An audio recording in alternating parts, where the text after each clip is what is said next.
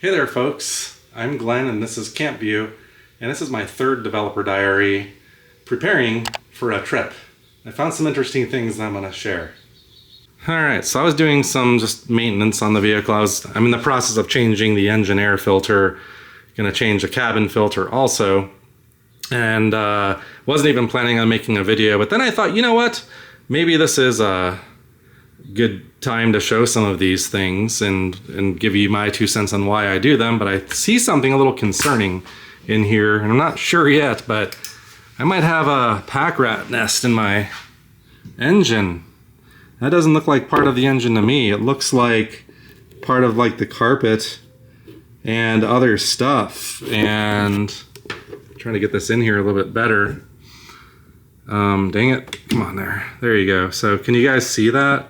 You would agree that doesn't look good, normal. So what I'm gonna do is change my air filter, and then I'm gonna take a shop vac to that and see if I see anything of concern. So basically here in the deserts of the West, we have these things, I think they're referred to as pack rats, and some campgrounds that I've even stayed in, they'll have warning signs and they tell you to leave your hood open during the night to prevent things from trying to nest in your engine like that. And some people will even install a light, I've heard, to help with that. So I was like, oh well, I'm only staying 1 or 2 nights in some of these locations, but clearly something got in there. But here's my confusion, really. Although you see me tending to certain things like an engine air filter, which I know in 2024, I know a lot of people that don't even know how to change a tire. We'll talk about this in a second, but basically, I don't know. I don't like seeing that. But what do you guys think? Here's my concern that I was gonna say. Slim is too large for our garage. We've got a sink and a shelves over here, so he cannot fit in here. He stays out in the driveway here in my driveway. There's really not much around it. There's really no vegetation, and it just bakes in the hot sun all day long. I feel bad for the guy. But it seems odd that I would have that here in my driveway, but it's possible. We do have stuff like that here in Phoenix. But this time of the year with this extreme heat, I don't know if they'd survive in that. Wouldn't it be like baking in an oven? And herein lies the question of what bothers me is I just brought this in for service to the Chevy dealer that I work with, and just for routine service, and that was just a few weeks ago. So I'm wondering, either that nest just appeared in the last couple weeks when it's been like well over 110 and baking in the heat. I haven't been driving anywhere either. Or, I was up in the Sierra Nevada. When they serviced my vehicle, they overlooked that. Or would you as a mechanic just be like, oh well, the dude's got a pack rat nest in there, too bad for him, or would you say something? I hope it's not that. I really do. That would be pretty crappy, I would think. But I'm gonna say I must have picked it up Joshua Tree or Sierra Nevada. My best guess. We'll be optimistic, and we'll assume it hasn't been that long. You can even see what I think, or maybe even the little footprints of those guys here. So what's the big deal, Glenn? It's just a little rat. Are you afraid of mice? No, I'm not. They suck. You know what they'll do is they'll chew through your wiring and stuff. We had one of that happen in one of Amy's cars once. So they'll literally chew the electronics out and your car won't start one day. So that's why it's not cool to have that. And especially before a big trip. I'm not a mechanic, but I'll poke around and see if I see anything chewed up before I hit on this long trip.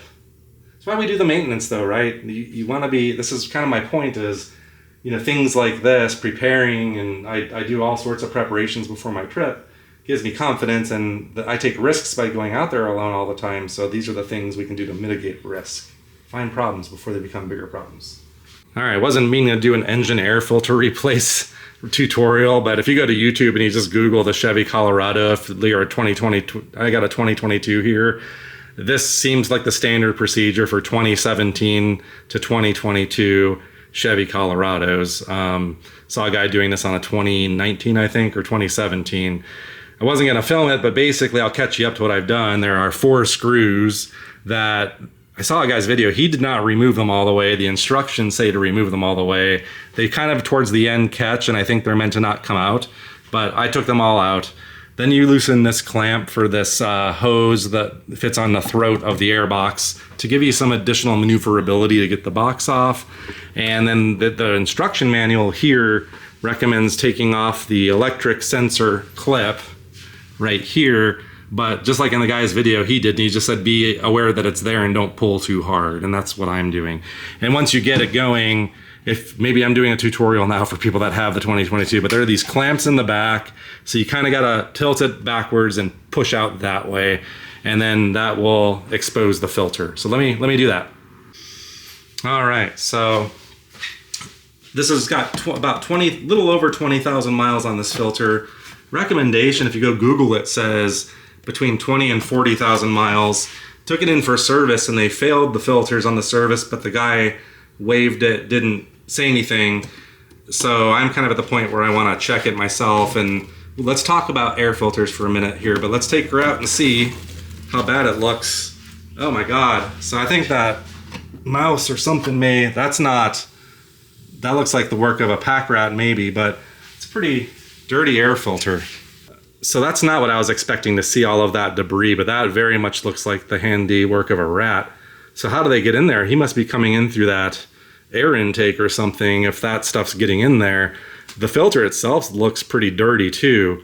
So, you know, maybe this is a good lesson to learn. And I take this seriously. So how often should I replace this if I'm an off-roader? And this is not what I was expecting to see. Anyway, so I have a new air filter, and let me show you. We'll look at a clean one. And my question really would be for fellow, I guess, vehicle owners that do their own maintenance, first of all, mechanics especially. Would you say that 20 to 40,000 miles is good for this? Or why not, if it's like 20 bucks for me to buy this, which I got a cheap one, for better airflow in theory. What if I change it every 5,000 miles? Why wouldn't you if it's easy to do? I think I just want to make that part of my routine going forward. Recommendations, anyone? Is that excessive? And boy, I'm going to have the benefit of the doubt that it wasn't the dealer. This is after the dealer. It makes me feel better to think that anyway, because I don't think they would have let that be like that. Giving me hope that this is a more recent development with this animal in here. We're going to get to the bottom of this right now. So hopefully it's not been in there that long and able to have done a lot of damage, you know. It makes me a little nervous, but we're going to just be as diligent as possible. And the proof that being proactive and doing maintenance, if I just ignored that and drove around like that, that's not good. It's gross. All right, so after I see that, here's I don't know what color that was originally, if it was light like that, or like a tan color or what, but same style filter. And you could definitely see the difference. So I'm going to just make the decision for myself. I'm going to make a process just to do this every like 5,000 miles and spend 20 bucks on this. And that will give me an opportunity to look under the hood more too, to have a reason to spot problems like this. All right. So I'm assuming if you were a mechanic or worked for somebody and your mechanic said, yeah, we're failing the air filter, and it looked like that, the person that you're working with would probably recommend a new one, right? So that's why I'm kind of putting faith in humanity, thinking this is the work of something that I caught on that latest trip, and it's making me feel better because I'm catching it early. If that's the case, you know, within probably a 2-week time frame, and with as hot as it's been, I don't hear any noise. I don't hear anything scurrying in there. So what I'm going to do is just toss this new air filter in. I got to vacuum that out now because there's more of this stuff in there. So I'm guessing that creature is somehow getting in through that. But anyway, let me vacuum, and I'm going to basically just take my shop vac and just vacuum that nest looking thing.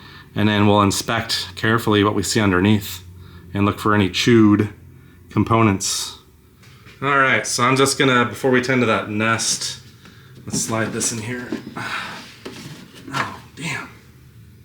Holy crap, I got a cut. Look at that. It's not a paper cut, but a plastic cut. I can't see what I'm doing very well in here. There we go, I got it. There we go. Nice fit. So I had to, just so you know, I had to vacuum inside there, and it was pulling out a lot of stuff that creature pulled in there. So I'm gonna get you if you're in here, sucker. But Anyway, I'm gonna put this housing back on. I don't need to bore you with that. And then we will vacuum and see if we catch ourselves a rat today. A dead one, maybe. We'll see. Ugh. I won't show if we do. And we're just gonna tighten up. Kind of just laughing earlier. Now Amy's filming. I'm doing a tutorial. See, these are. I told Amy this is. I call these the When I Die collection. And Slim becomes your problem. Or you can just pay somebody a lot of money to do something that's not that hard to do. But all right, the hose is on. All I gotta do is put on the 4 screws back onto the case, and then we're gonna suck ourselves a rat. All right, last screw here. I'm tightening on the air box here, and that task is complete. And now let's get the shop back in here and see what the heck we find. And we'll look down in there. It's amazing how these things can live in the engine like that. I guess I learned myself a lesson. I'm going to take that seriously in the future. And basically, you're supposed to leave your hood open in the nighttime. So if you see people in the desert with their hoods open, I was confused at first, but it's so there's light to disturb them and not make them not want to get in there. I was talking to a gentleman on one camping trip. He's skeptical about that. So he, in addition, hooked out light inside of his hood to light it up. That seemed pretty legit to me. I might want to think about that. The light and a disco ball. Yeah. A little baby disco ball. Yeah, I'm not gonna, I mean, now that I see it for myself, it's something to take seriously. And I was thinking, if there's chewed wires, I don't want to find out in the middle of nowhere, Utah, that we got a problem, Houston. So, all right, let's suck this up. All right, so I vacuumed out the nest. Came out easy. It was built on top of that. There's still like some debris in there. It's like, actually it looks like pine, like the stuff you would see in the pine forest. It's like bark, like pine bark and when I was sucking it up, I felt chunks coming out. I wanted to make sure I'm not sucking up parts of the engine, but I don't know why I would, but that's son of a gun. What the heck? I didn't see anything alive though yet, but we're gonna. I don't know. And I don't know if it would chew up stuff right there in that vicinity or what I should be looking for. Where should I be inspecting for damage? Because my eyes don't see anything yet. Boy, am I glad I decided to do this. I had an intuition about this, thinking I need to make some time, man. Slow down and take care of yourself and your car. I guess as a precaution, the next time I take my car in for someone else to service, I'm gonna be peeking under the hood every dang time now. But I feel bad to accuse or even make a mention of that, because I mean, like I said, seeing that like kind of reddish pine bark and thinking that, I don't think this would just be a, hey, fail and it'll last a while, you know. I think that'd be like, dude, you need a new air filter. Either do it yourself or pay us. There's the inside of the shop vac. That's our hull. That's the nest. So combination looks like a pine needle, so it's lending credence to that. This is the handiwork of something from the eastern Sierra Nevada mountains. But there are also cactus prickers galore in this stuff. And I keep getting pricked with these invisible things, and I'm getting tired of that. Yep, and then once again, I'm sure of it. That is a critter. So, critter, I'm gonna keep a close eye on the situation, and you best not be in there much longer if you're still there. All right, so let's summarize a couple of things here. One, how often practically, I mean, this is a weird situation. I think that made it look worse, but that filter's got about 20,000 miles on it. It looked pretty dirty to me. I'm kind of just of the mind, spend $20 every 5,000 miles and put a fresh engine filter in, and why not? You know, you could probably buy like 3 to 4 of those for every one that you'd pay a dealer or a mechanic to put in for you, I would assume. So, and it's easy to do. So that's what I'm gonna do, unless you guys are out there saying, dude, that's way unnecessary, you know. But yeah, some of you do this also and drive those dirty roads, so let me know what you do. Let me show you something. This This works a lot better when you take the stuff out of the glove compartment before you do this, but I don't know, your vehicle will likely vary, but in these trucks, these two, you know this big like glove compartment, these plastic hinges, you can kind of push inward and pull this out, and then it drops down completely, revealing where your cabin filter should be. Well, in this truck anyway.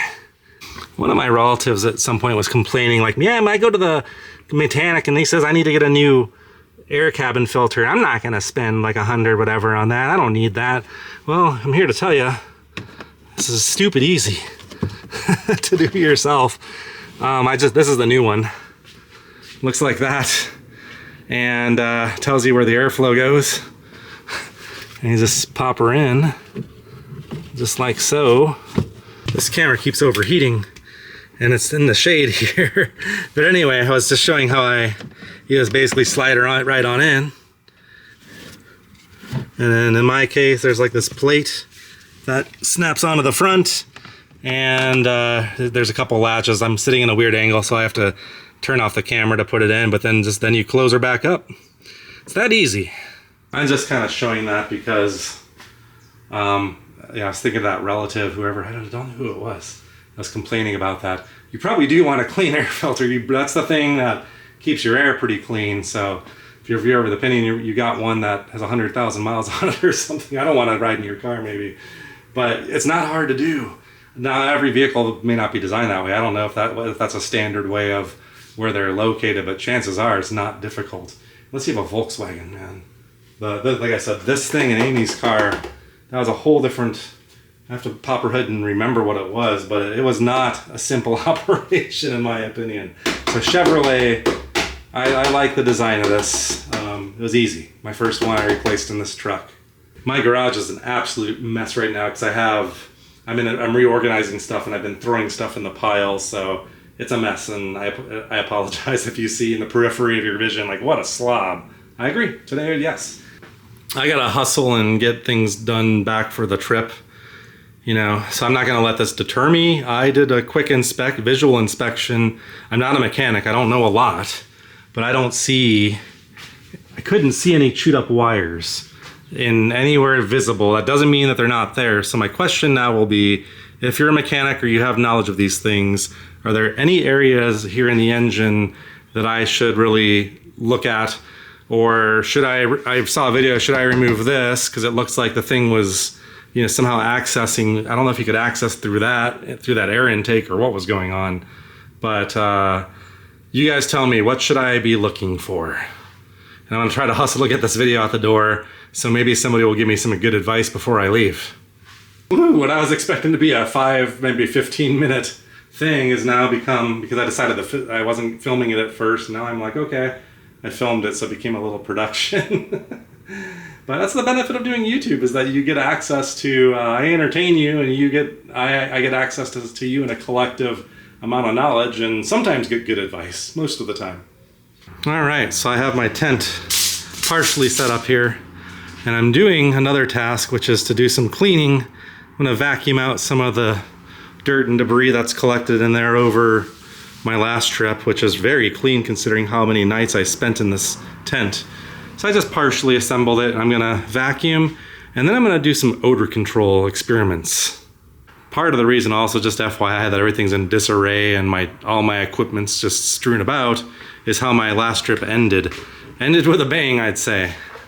I was camping at Yosemite at Ogden Meadow Campground, and for the first time in my life, first time in the Cactus Atlas career, any time camping ever, I packed up my tent about 10:30 at night in the middle of the dark and just abandoned ship because I could not take it anymore. The behavior of people was just beyond anything acceptable, and I got so mad. I didn't make a scene, I just packed up my tent and got out of there and cursed the place, trust me, on the drive out. And when I did it, since it was dark, I was mad and just throwing stuff into the bed of my truck. Didn't roll up my tent and just got out of there, got home and just dumped it in the garage. And now it's not just a case of checking everything, it's making sure did I leave anything in the dark, like a pole. And so I'm accounting for everything to make sure I don't have any surprises later. I was gonna do a whole piece on that experience, and I still might, because it really gets my blood boiling very much, unlike anything in a long time.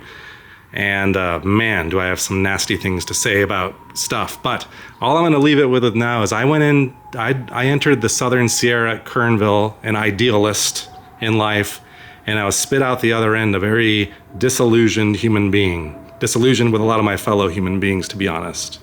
I'm just checking the tent too for rips and other things while we're here. This REI tent, by the way, I would say quality-wise for any tent I've ever owned, which I've been a Coleman person just because I've always bought cheap. This is a different level. This is a great tent, and I've already been in it night after night after night after night, and it's as good as new other than the smell, which is a smoky smell. Like if you ever camped, especially with the city folk around, people love to make their fires even when they're not needed, and when it's windy and the wind's blowing in someone else's direction and the fire's not giving you any real benefit. But I guess the ambience of it all, it's just that when you camp, your stuff gets covered in smoke, and then it just carries this odor. It smells like tent. So what I'm gonna do is try some Febreze. I've never done Febreze, and I'm worried it's gonna make it worse. It's gonna smell like Febreze covering up campground smoke. We'll try it out though. And then one day I might tell you the story of Yosemite. I have to go back. It's critical that I do this year, so I have a window that I have in mind that'll be better, but yeah. All right. Let's get some Hawaiian flavoring in here. Febreze. Fabric, I don't know if this is a good idea or a bad idea. But you don't know in life until you try. Hopefully I don't ruin my tent. I'll see why I would though. It already smells nice actually. I usually don't like Febreze because when you go stay at some hotels, at first you go in there and it smells nice, and then you realize everything smells like Febreze, like the sheets and stuff. Then you wonder, do they actually clean the room, or does someone cut a corner and just Febreze the sheets and say, all right, they're clean enough. I've thought that before. But anyway, seems to be okay. I actually do think this is working. It's amazing how that smell just permeates. I don't smell the smell though anymore. I just smell the Febreze. So I'm gonna let this sit out here for a little bit, and then we'll probably roll up the tent, pack it, put it in the truck. Okay, so the last thing I want to now maybe discuss here in my prep as I'm putting my tonneau cover on. Very routine procedure. Probably not the most world's expensive tonneau cover. As a self-installation, you put these rails on the side and then this thing sits, and really all I have to do is these clamps basically hold the thing in. So I always put that on my trips because, especially here in the rainy season, I want to keep my stuff dry. My tent and, sleeping bags, things like that are in the bed of the truck usually. And that's that. My question really is, I guess for off-roaders that have tonneau covers, can't find anything definitive about best practices. Nothing that says you shouldn't off-road with a tonneau cover on. I always do when I'm camping and I have stuff on board with me. But are there some that are better for that? Because this one, it's a good product, but you always have to adjust it. And one off-roading session, I've seen these rails kind of sit down lower and stuff like that. So any thoughts, since I'm tapping into the collective here, on these covers? Mine's just a trifold,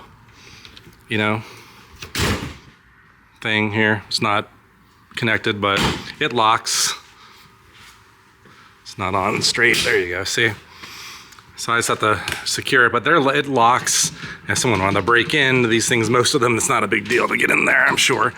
But basically, that's my system here for the truck bed. Anyway, from here, I just need to put stuff in the truck. It's cooled off enough out here that I'm gonna start packing the truck. I didn't want to put my food supplies and stuff in during the day out here in Phoenix when it's like just brutal. And I gotta clean this garage up a little bit. It's a mess. But anywho, yeah, just some preparation and random stuff that I wanted to share. Wasn't even planning on filming, and I thought filming that, pack rat nest is the main thing I wanted to capture. And really, I'm actually putting this out here to get advice from you guys. Let me know if there's anything very specific in that engine I need to look at. I recently actually bought an endoscope, a Milwaukee. It's a basically a scope, and it has like this flexible, like, I don't know, thing on the end, like a tube, like fiberglass looking or fiber optic kind of thing with a camera on the end. You could stick it in the places like car engines, and it has a light on the end, and it records video. So I can get in the engine and really inspect it well. So if you tell me where to pinpoint what to look for, I'm gonna do that before the trip, but I didn't see any visible damage.